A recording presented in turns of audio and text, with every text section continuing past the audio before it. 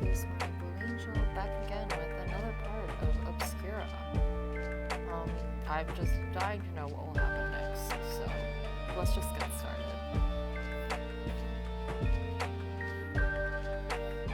Apparently, I am on Cirrus's route already. That was very easy, did not know. But, let's just continue from here. Eventually, I'm back at the doors of the lunar church. Something about them beckons me, a deep magnetism that draws me straight through the entrance without a second thought. There's a different incense wafting around today. It tickles my nose with notes of mahogany and velvet. I expect to see Cirrus in the same spot as yesterday, but find him further in this time, with an unmasked woman kneeling before him. It takes me a moment to understand what's happening. The priest doesn't say a word. His stature is imposing and almost regal, practically towering over the other person. Completely different from yesterday. I can't really make out what he's saying, but she doesn't move. And eventually, his hand finds its way to the top of her head. Perhaps he's blessing her? I wonder why the atmosphere is so heavy in here. I decide to hang back. It's not my place to interrupt whatever ritual may be going on. My eyes rove over the decor instead, specifically the paintings and the detailed scenes they depict. Massive oils on canvas, crackling with age at the edges. The larger one shows the two gods at opposing ends, dancing around the earth in harmony. Their arms reach out for one another as their endless rotations continue on until the collapse of the universe itself, unable to ever reunite. Oh.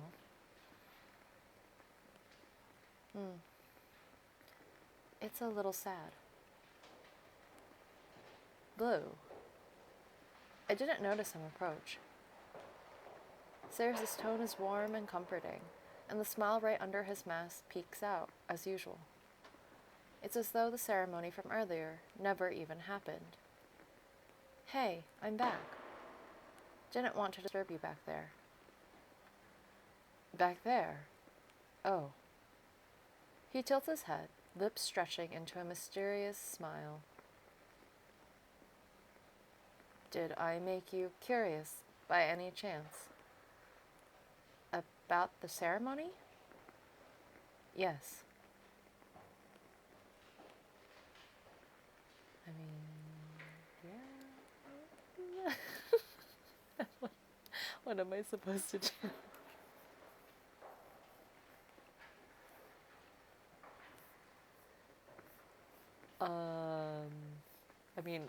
I am curious. Yes, I'm curious. You both seem so serious. Don't think I've ever seen anything like that. There's a pleased rumble coming from his chest. She was readying herself for something important in her life, and needed some reassurance.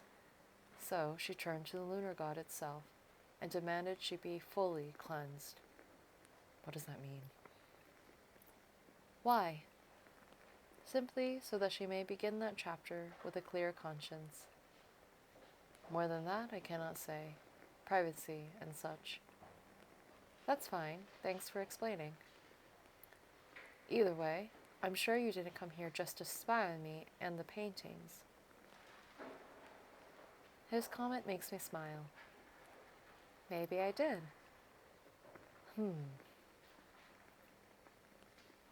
If I could see his eyebrows, the tone of his voice suggests they'd be raised right now. I guess you're right, though. I'm in need of advice. A pause. My star, nothing pleases me more than knowing you feel comfortable enough to come here for help. Cirrus comes closer, and for the first time, I take notice of his height compared to mine. He's got to be at least full head taller. Okay, a tall priest. Cool. What can I do for you? I hesitate, unsure if he really should be trusted or not. That's fair. I know I said before that I trust him, or that I didn't pick the choice that said I don't trust him, but I don't trust him.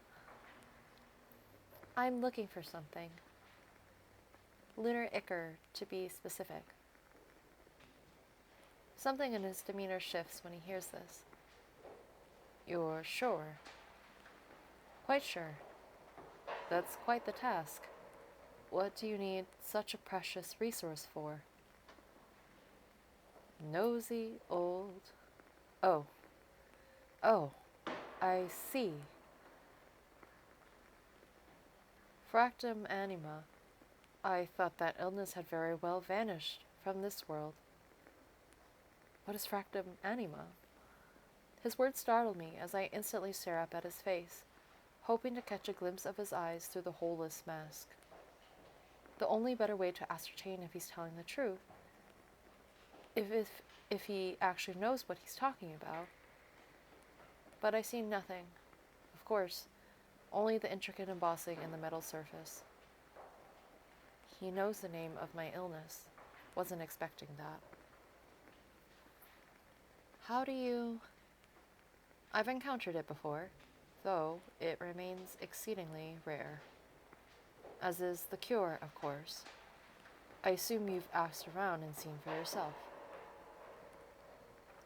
The weight of the situation returns to me, as my chest feels like it's being crushed. I know. I feel him placing his hand on my head to give it a gentle pat, a compassionate gesture. Then, that same hand trails down to cut my cheek over the mask's surface. The sudden intimacy of the gesture makes me jolt. My star. What if I told you there might be another way? Is it a shady way? I don't trust this man. Under the privacy of my mask, my eyes go wide. Impossible. I wouldn't be sure. The lunar god is a benevolent, wondrous being. Goosebumps erupt all over my skin, and my heart leaps into my throat. It's too good to be true. It has to be. There's no way he could have the answers right here. I can't stop staring at him, waiting for him to elaborate. Cirrus's other hand captures my other cheek, so my head is cradled in his embrace, as his voice drops an octave. You're shivering. Time around us seems to come to a standstill.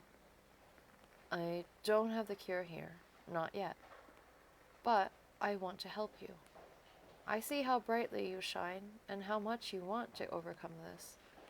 I could never turn a blind eye to that kind of hunger for life. Look at that smile he has on his face right now. I don't trust that one bit. Will you let me help you, Blue?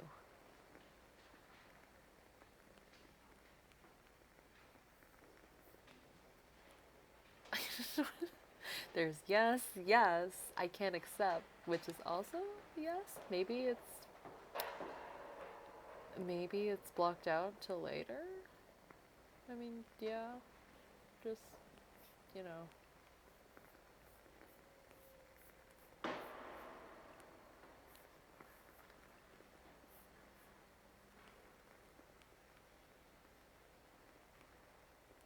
Is that even a question?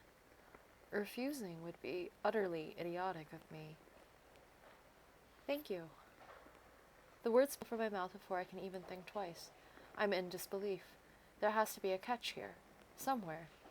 I need to know the details. But he's been so kind to me. I have a hard time doubting the validity of his claims. Blue, I need you to doubt the validity of his claims, please. Cirrus readjusts his gloves with a practiced movement.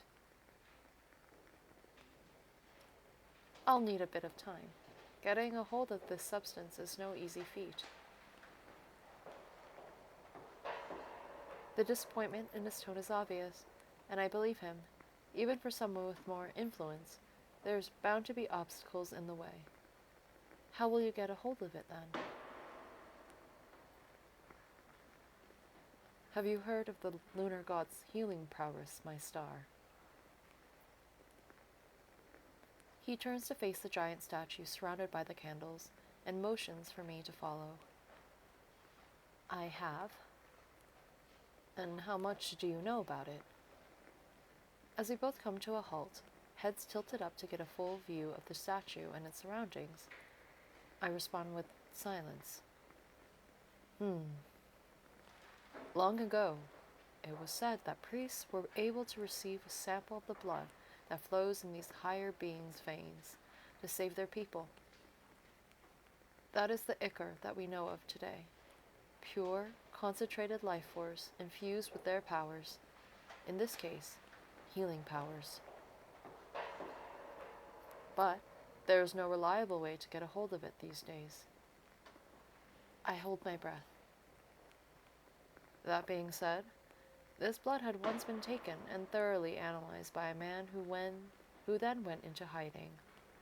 Rumor goes that he left all his notes behind after passing away. A gasp leaves my lips. You're saying we could find these notes and replicate the composition of real lunar ichor? Precisely. My mind goes into overdrive. How could this be the first time I've heard of it? Where do you know all of this from? Cirrus smiles wide. This man went by the name of Nexus, and he was a fellow priest from this very church. This has to be too good to be true. It's just not possible. How? Please rein in your expectations, Blue. As he uses my name, the timbre of his voice turns serious once more. I did not know him well. Few people did. He was a reserved person with not much to his name. Finding his residence or wherever he may have hidden his secrets is bound to be a difficult task, and I'll need all the help I can get. And even once we find these notes, there is no guarantee we'll be able to replicate it with the information we have, nor that someone will do it. The knot returns to my throat, but I have more to cling on to than when I first arrived. Better to try than do nothing at all. Indeed. Something grabs hold of me. Determination, unlike any I've ever felt before. Hope soothing my heart, even if just for a little bit. I can't quite let my guard down fully. But this is a first step. Eventually, we fall into silence as we stare back up at the statue. Just checking, but it's not as easy as just saying pretty please and then having the ichor appear before us. He chuckles. Unlikely, but if you'd like to offer a prayer, that will always be encouraged. I contemplate the idea. Sure, I guess. It can't hurt, but I'm not sure how to. I don't know any lunar prayers. Allow me to guide you, my star. I nod. His shadowy mask turns my way, lips set into a neutral line. On your knees. The usual warmth of his voice is completely stripped from his command, and I very quickly realize that this must be the mindset he was in earlier when he helped cleanse the other woman. For now, I obey. Shoulders straight, hands together. The words are efficient and utterly no nonsense. It's easy to tell he's done this a million times. Chin up, Blue. Do not hide your face from the lunar god. Expose your emotions. I feel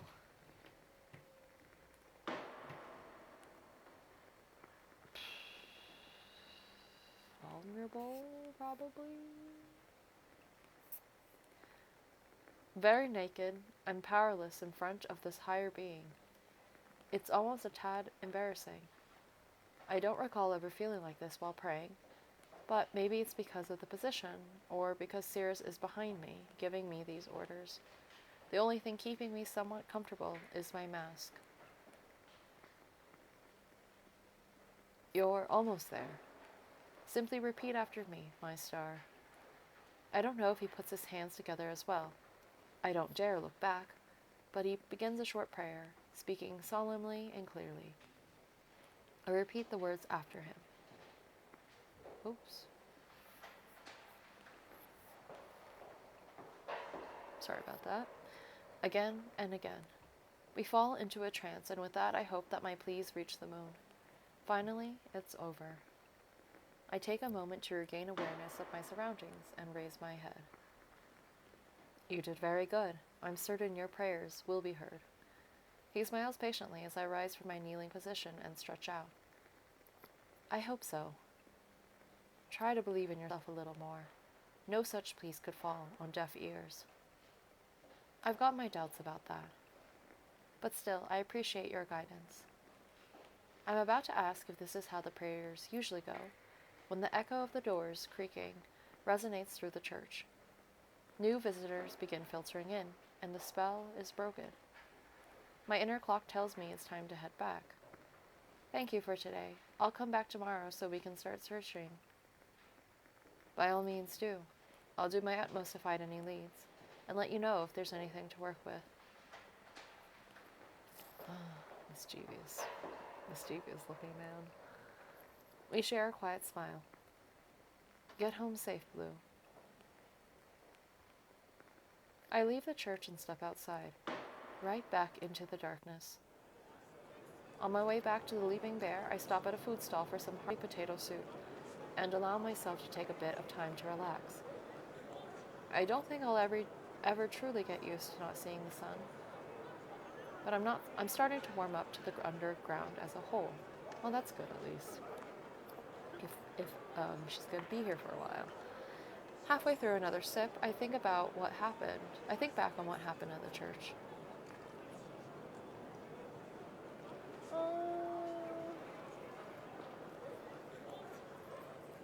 I mean, I don't think I hate, Blue hated every second of it. It was just like, do you not know why he was so insistent? I mean, maybe it's kind of nice. I don't know. I'm really playing this blind, so it was kind of nice. Cirrus may have been pushy, but I can't deny it. That session felt wonderful in the strangest of ways. Obeying felt natural in that moment, and just maybe I would want it to happen again. Either way, I need to come to terms with what happened. I have to work hard while I'm here. After loitering around for just a bit longer, I pay for my soup and begin my long detour back. Passing through the marketplace so many times means that I've started becoming a familiar face, and that in turn I recognize some of the owners. Still looking? Unfortunately, yes. I'll keep my eyes peeled for you. The owner of the bookstall nods in my direction, and I know without a doubt he will. Like many others setting up shop here, he can be a treasure trove of rumors and information. Say, could I ask you something? Depends what it is. Have you heard of a priest going by the name of Nexus? The shopkeeper falls silent in thought and drums his finger on the surface of the wooden display table. Can't say I have. Why? Heard he passed. I keep my intentions vague, and if he notices, he doesn't press it. Not exactly an uncommon occurrence around these parts. Thanks anyway. Today's search is unsuccessful yet again, but I don't let it bother me. After all, I have Cirrus's lead. Just as I'm about to turn back towards the inn, I narrowly dodge bumping square into someone's chest. Fancy-looking stranger. Oh. I bow my head in apology, but the stranger fumbles back, distraught. Oh, no, dear. I hope I didn't startle you. All good here. Are you okay? I love the mask. Please don't worry about me. I should be apologizing instead. I'm not sure how to feel about the sudden outburst. When I take in their appearance, I instantly know it's one of the noble suns on the surface. His skin sports a rich, sun-kissed glow that almost makes me envious. The high quality of the suit's fabric and the elaborate pieces of jewelry don't lie, either. They're selected with obvious care and attention to the outfit as a whole.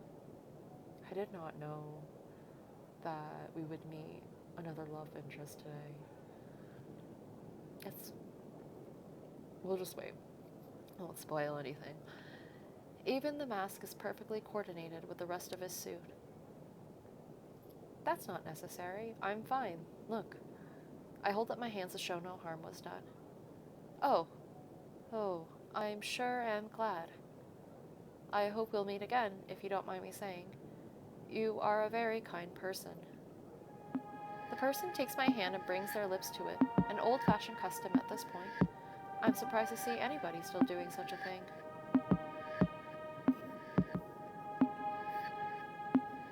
There really is no need for this, but thank you. My pleasure. Look at the blushing. What are with these half masks? Because it's not hiding any. Just look at the blushing. At first glance, he's an easily frightened sort. I'm not sure how much of that is genuine. But please take care, and allow me to make this up to you someday. The person quickly excuses themselves, and I'm left baffled. The underground truly is a strange place. It's a testament to how many different people congregate down here. But you never really know who you're talking to, after all. Sounds ominous and foreboding. I shake the thoughts from my head and finally find my way back to my room, where my bed welcomes me after a strange day out. It's funny how familiar this inn room has become, too. Even seeing Rufus's face and his bloodied weapon every day has become something of a comfort. That's funny. Which makes sense. I mean, you have to find comfort in the familiarity of it all. I'm sure that eventually the church will feel the same.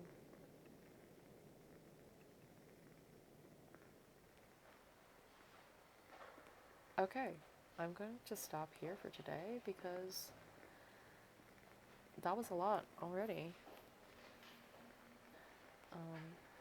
But yes, thank you so much for watching. I really appreciate it. What do you think so far of Cirrus? Honestly, I have no idea what's supposed to happen. I don't trust this man, but I'm just gonna keep my eyes peeled and keep the thoughts very open for Blue in terms of like how she's perceiving and interpreting the situation.